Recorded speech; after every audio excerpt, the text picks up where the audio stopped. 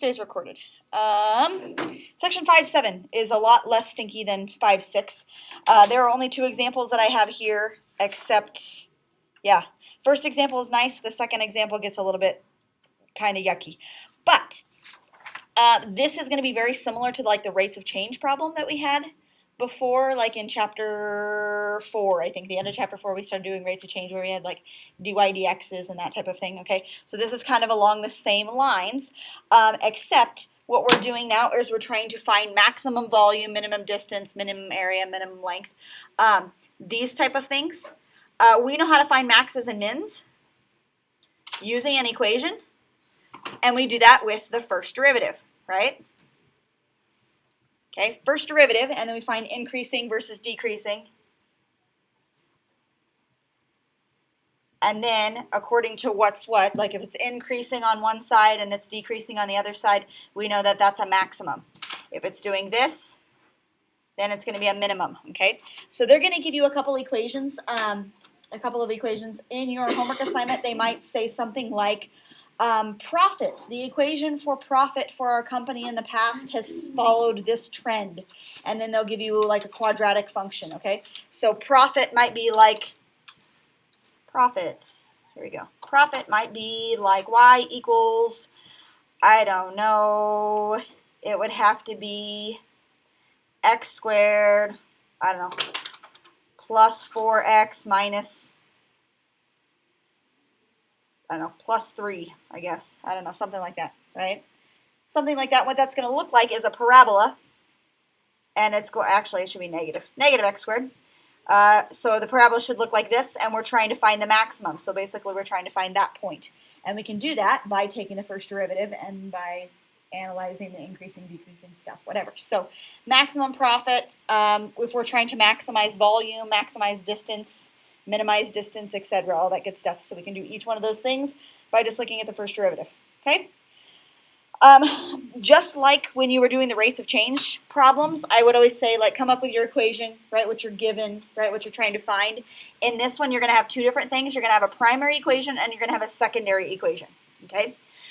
The primary one, I usually say, is the one that you are trying to optimize, okay? And what that word optimize means is, let me get this unfuzzy here. What it means to optimize something is to maximize or minimize it.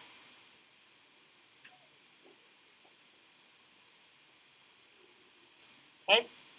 So, your primary equation will be something that you're trying to maximize or minimize. Like, I'm trying to find the maximum volume, I'm trying to find the maximum profit, or something like that. That will be that equation. The secondary equation is going to be something that you know everything about. You know all parts of the secondary equation. Okay? You're not trying to minimize, maximize. You know that the exact surface area is this. Right? I know that the exact length is this, whatever. Okay? So, first example. They're gonna give us two different things. The first time they're giving us volume, and that's what we're trying to minimize, or maximize, excuse me. And then the second thing that they give to us is that the surface area is this much. So, a manufacturer wants to design an open box having a square base and a surface area of 108. So we know that the surface area has to be 108. So they're only giving us 108 square inches of resources. And they're saying, make the box as big as possible, right? Okay. So if we reduce this down to like not three-dimensional space, what we can have, if they say that I have a surface area of, or like an area, let's do this. Let's do perimeter. We'll reduce this down to perimeter. Let's say we have a perimeter of, I don't know, 20, no, I don't want to say 24. What do I want to say? 10. I don't know. Let's say you have a perimeter of 10, right? There are a bunch of different boxes that I can draw that have a perimeter of 10, right? I could do a box that is like 1, 1, and then these would both have to be 4s, right? Or I could draw another box that was 2 and 2, and then this would have to be 3 and 3, right? So there's a bunch of different things that I could have a perimeter of 10 on each one of those, but which one is going to give me the maximum area? Probably not the 1 and 4, right? Because that area is only 4, but this area is going to be like 6. The more square that it gets, the more area it will hold. So we want this box to be kind of as square as possible. So what they're going to do is they're going to say, you only have this much resources. Make me the biggest area possible, or the biggest volume possible. Okay? That's what this is going to look like. So the only thing that we know is that the surface area has to be 108. Okay? We use that as our secondary equation because that we know everything about. Okay? We know that this is a box that we're trying to find surface area for if we just keep going off of the secondary equation. This box, to find surface area, incorporates those two things, okay? So looking at this equation for surface area, x squared will give me the bottom, and 4x times h, let's see, x times h, this guy right here, this is x by h, and that gives me one side, but there are 4 sides. Okay, where is the top in that equation? I have the bottom, I have the 4 sides. It doesn't say the top at all in that equation there anywhere. Why not? It's an open box. The box is open. So if they wanted both the top and the bottom, I would have to put a 2 in front of this x squared, right? That makes sense? So I'd have a top and a bottom, and then I'd have my 4 sides, okay? So this is what we have for our surface area, and that's equal to 108, okay? The volume is what we don't know. We don't know what this number is, but we want it to be the biggest number possible. Okay, that's what we're trying to find. Biggest number possible. The volume of this box right here, since it has a square base, it is x by x, which is x squared. So length times width times height is how you find the area or the volume of a box. But since the length and the width are both the same, they call them x's. So it's x squared times height. That's what it is. So my primary equation looks like that. So once you get your primary and secondary, the steps are pretty simple from there. Are we doing okay? All right, so what we're going to do is take this primary or this secondary equation, and we're going to solve for one of the variables. Okay? So I only have 2 options. I can either solve for x, or I can solve for h. Which one's easier to solve for? H is easier to solve for. So we're going to take this guy and we're going to rewrite him, and we're going to get h by itself. Okay? So if we move, let's say, like the x squared to the other side, I would have 4xh equals, let's go 108 minus x squared, right? And then to keep getting h by itself, I would divide by 4x, right? So this is what h is. H is equal to that. Does that make sense? H is equal to 108 minus x squared over 4x. Good? Everybody happy with that? Okay, now we're going to take that h and we're going to plug it in up here. Okay? So we have volume is equal to x squared times that stuff from below, because that's what h is. So 108, 08 minus x squared. Oh, I cannot write. X squared all over 4x. Okay? So that stuff's just getting like stuck inside of the h. All right, now, if you can simplify things, try to simplify things first. What can we do to simplify that? Any ideas?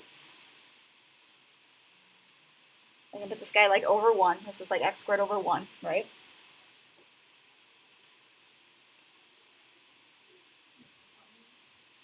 Kind of. Yeah, you could.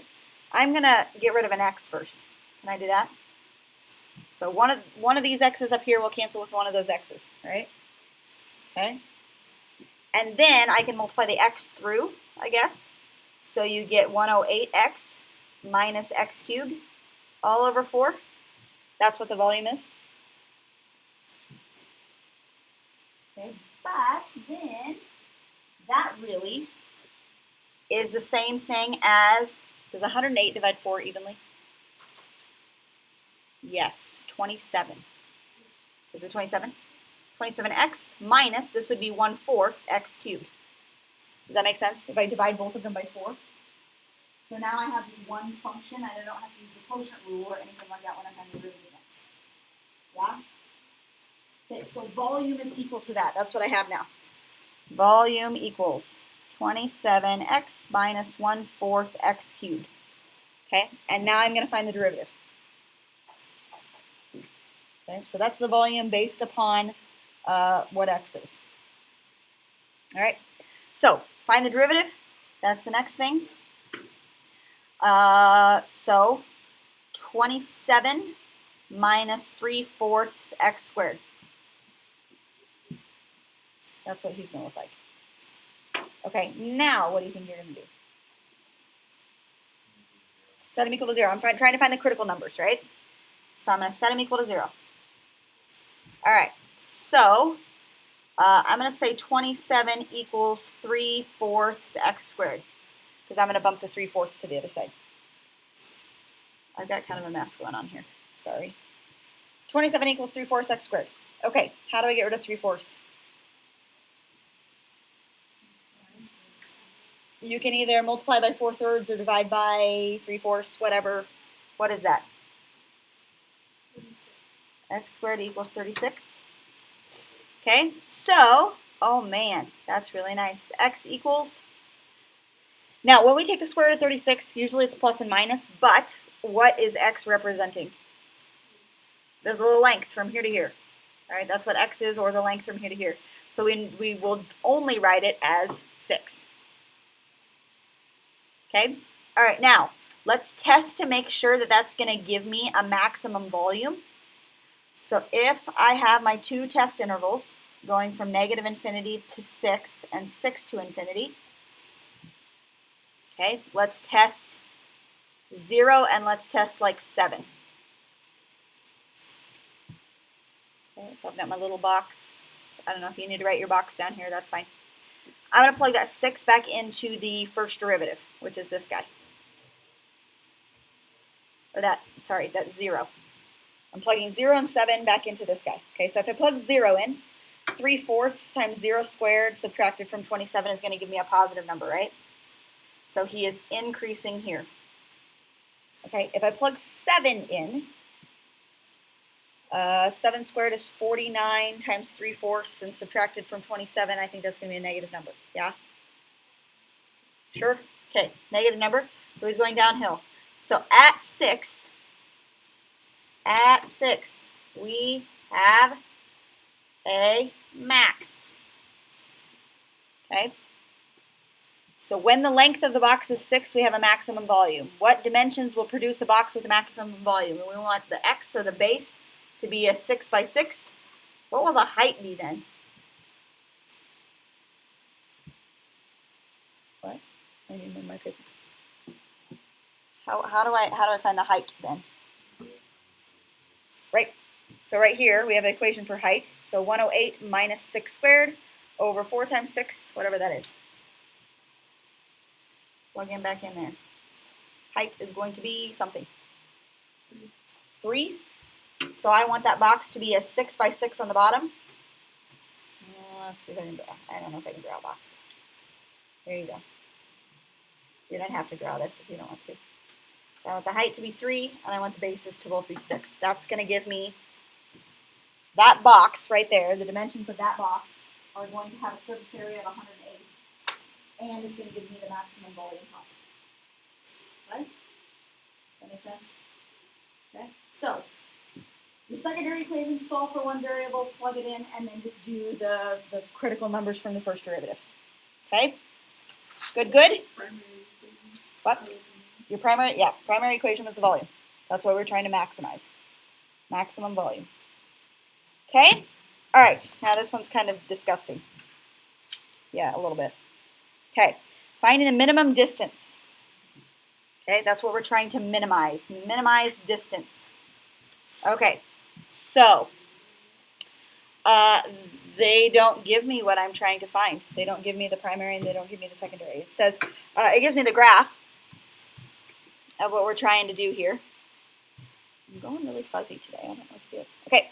Which points on the graph of this function right here, this is a parabola, it looks like this, are closest to the point 0, 2. Okay, so these points I can move up and down here, along the side here, or along the side over here. They want to know which ones have the shortest distance to that point. Okay, so like if I pick a point down here, right, and I say, okay, I want to test that point to see if that's a that's a short distance. This one's probably going to be a shorter distance than this one, right? Just because it's closer to there. And then the further I go up, like this is going to be a longer distance also than that one. Okay, so I want to find that sweet spot right there that is like the closest. Okay, in like planetary stuff or whatever, where you're trying to figure out like going around the sun, most things take like an elliptical, path. It's not like circular. If like the Earth is going around the sun, or what the moon is going around the Earth, whatever. We want to figure out where the closest distance is, like where basically the sun would be or where the Earth would be the hottest, like when it's closest to the sun, or something like that. That would be kind of an example of what this would be. So we're trying to find what this xy value is so that it's closest to the point 0, 2. We're trying to minimize the distance. Okay. They give us the equation y equals 4 minus x squared. That's going to be my secondary one. This is the one that I know everything about. I know this. Know this. Okay, the primary one is one I'm trying to optimize. Okay, so I don't even have another equation. What is my other equation going to be? What am I trying to optimize? The distance. Yeah, so since we're trying to optimize distance, we have to use the distance formula. So we're trying to optimize this stuff. This is your distance formula. Okay? So I'm going the distance from, they call this guy xy, to 0, 2. That's what I'm trying to optimize, that distance between those 2 points. Okay? So we're going to write out our distance formula for those 2 points. Okay? We good? We follow along so far? Okay? All right, so distance formula, you guys remember it from geometry? Okay? Here it is, I'll write it up here at the top. x2 minus x1, y2 minus y1. Okay? So we're going to plug our 2 points in, which are xy and 0, 2, in for our x's and our y's. Okay, we're doing good so far. What do you want to use as your second x coordinate? Out of these two. You want to use x. Okay, so second x, so that would be x minus 0. That's going to be really nice. Then we would have to do like y minus 2. Does that make sense? Yeah. What?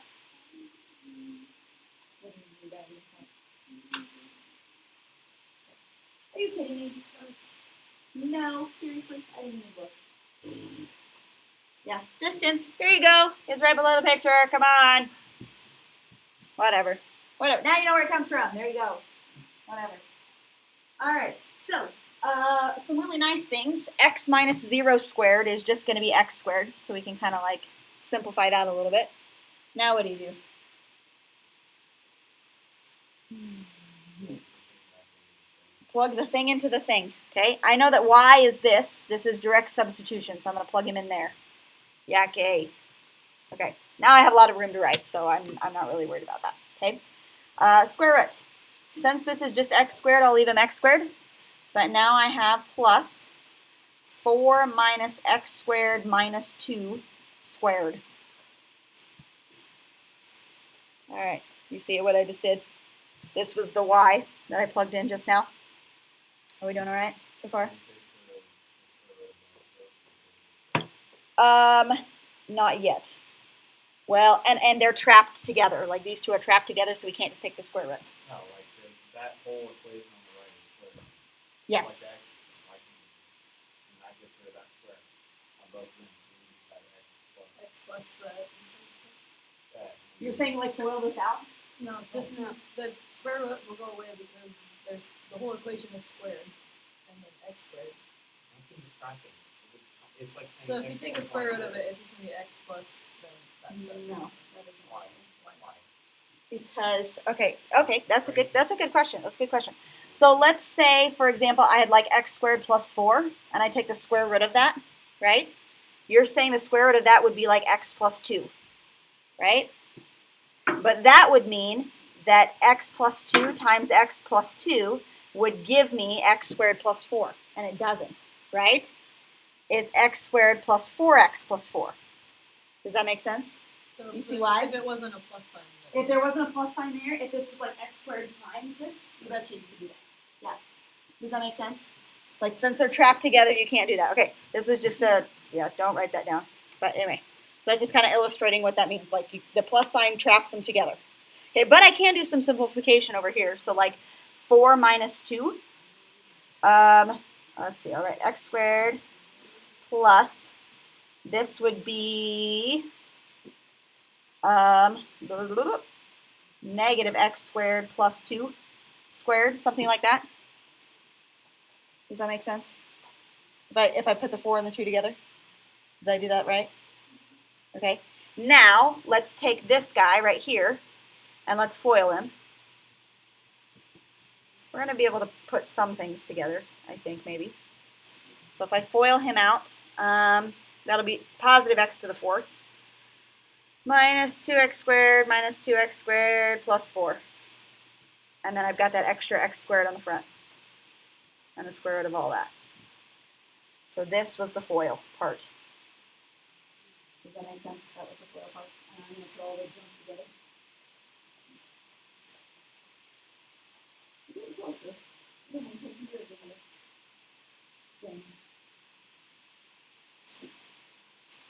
All right, good, good. Okay, all right, let's write him simplified. So I'm going to do x to the 4th. He's gone. X squareds, I have 1x squared, negative 2, and negative 2. What will that make? Negative 3x squared, and then plus 4. Okay, so after all the way simplified down, after we plug the y in and all that good stuff, that's what it looks like. Good? Now what? Take the derivative. Okay. So, derivative. Okay. This guy, instead of having him to the square root, I'm going to make him to the 1/2 power. Okay, so ignore that square root's there. I'm going to make him do 1/2 power so we do chain rule, right? That's kind of what we do. Yuck. Yuck. Okay, beautiful things are going to happen, though. I promise you. I promise you. I promise you. It's gonna be nice. Okay. All right. So chain rule. 1/2 comes down in front. Okay. You leave the inside, and now he's to the negative 1/2 power. Yeah. And then I take the derivative of the inside. So 4x cubed minus 6x. Yeah, there we go. Right? And then the 4 goes away. Okay, so let's put him like back intact here. What goes on the top? Right, 4x cubed minus 6x. He goes on top. Okay, on the bottom, I have that 2, and then this thing. And let's put him back in square root. So square root, blah, blah, blah, blah, blah. You give me 5 seconds. What do we do now, boy? What do we do now, boy? You set it equal to 0. So why am I so pleased? Because the bottom goes away, right? Okay, so I really only have to worry about 4x cubed minus 6x being equal to 0. That's really pleasant. That's very pleasant. Okay, what do you want to do? Pull out an x. We could take a 2x out if you want to. Yeah, that doesn't matter. We'll end up with the same answer. 2x squared minus 3. Okay, we're getting close. We're getting close. I sure hope so, because I'm running out of paper. All right, now, both pieces equal to 0, so 2x equals 0, and 2x squared minus 3 equals 0. Okay, if 2x equals 0, x equals 0, because I would divide by 2 and he's done. So there's one critical number. All right, let's add the 3. So I have 2x squared equals 3, and x squared equals 3 over 2. And I take the square root. So x equals plus and minus square root of 3 over 2. There's my other critical number. So I have 3 total, right? And I should have 3 total. This is what my derivative was. Should have 3 total. Okay, now, real quick, let's do the table-y thing.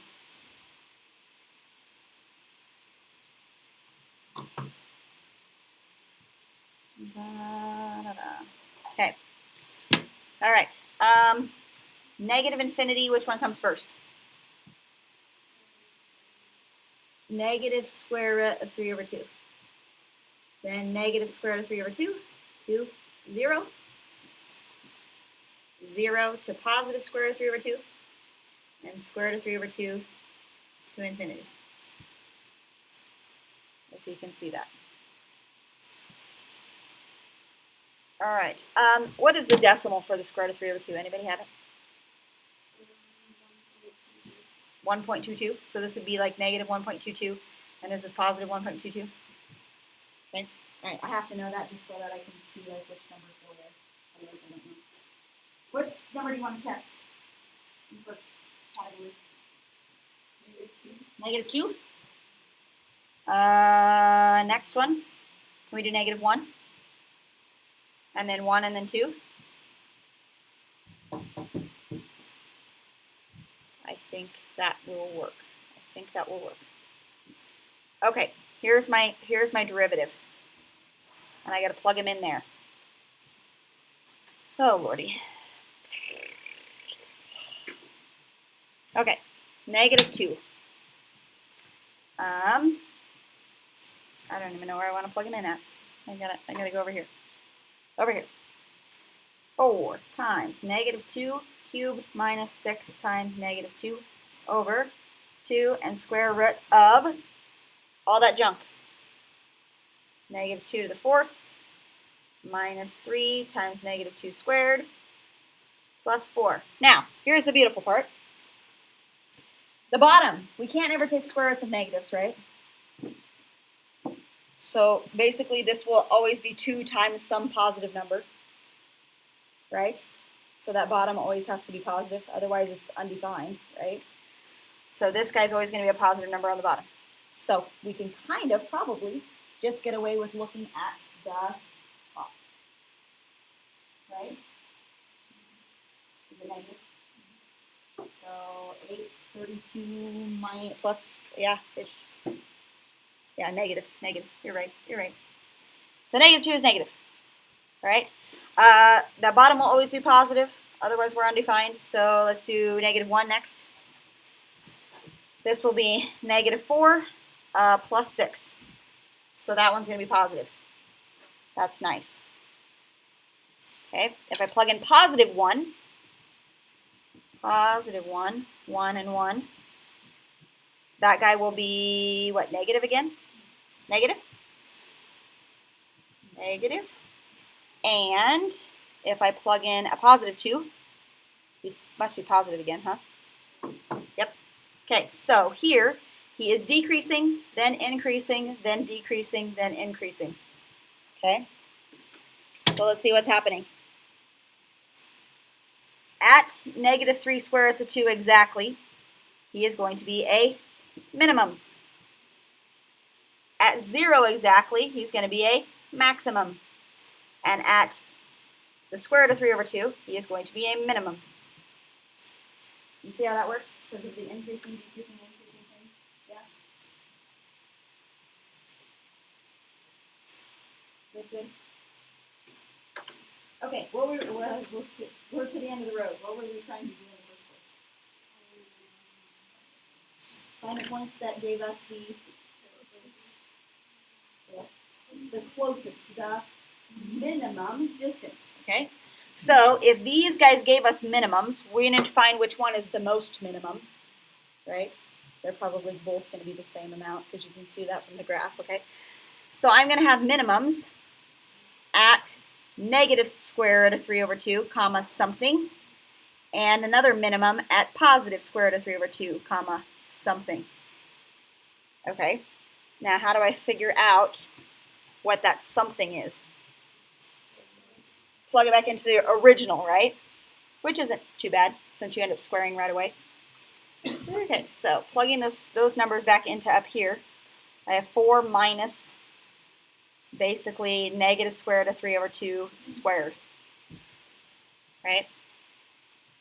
Okay, negative square root of 3 over 2 squared is just going to be 3 halves, or 1.5, which is 4 minus 1.5, and it's going to be 2.5, right? 2.5 or 5 halves, we'll write it as 5 halves. 5 halves, okay? If I plug the positive in,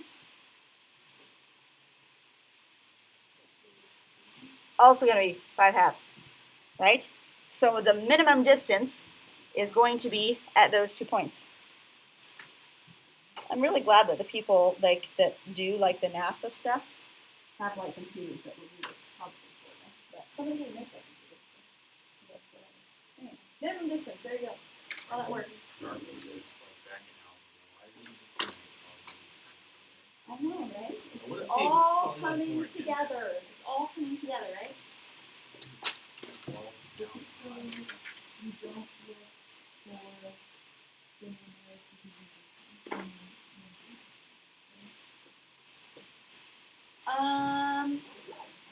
yeah, shoot, we probably should have looked for domain errors, but I don't think, yeah. We could, if we did look for domain errors in this derivative, this guy is never going to give us a negative and it's never going to give us 0. We would have found that out, so I guess we couldn't check that. But this guy is never going to come out to be 0 or a negative number. So we technically probably should have checked that, but that one's not going to. What? No. Yeah. Set like the x to the fourth, right? Just pretend that. Okay, there's a way it happens. If it's imaginary, yeah. Well, it could happen. If it's imaginary, I agree with you. Give me about 10 or 15 more years and I'll have it. You'll be gone. I'm going to go grab my book. There you go. Alright. There's that. Ha! I told you that second problem was going to be disgusting, right? There you go. We'll see if this finished recording. I don't know. We'll see.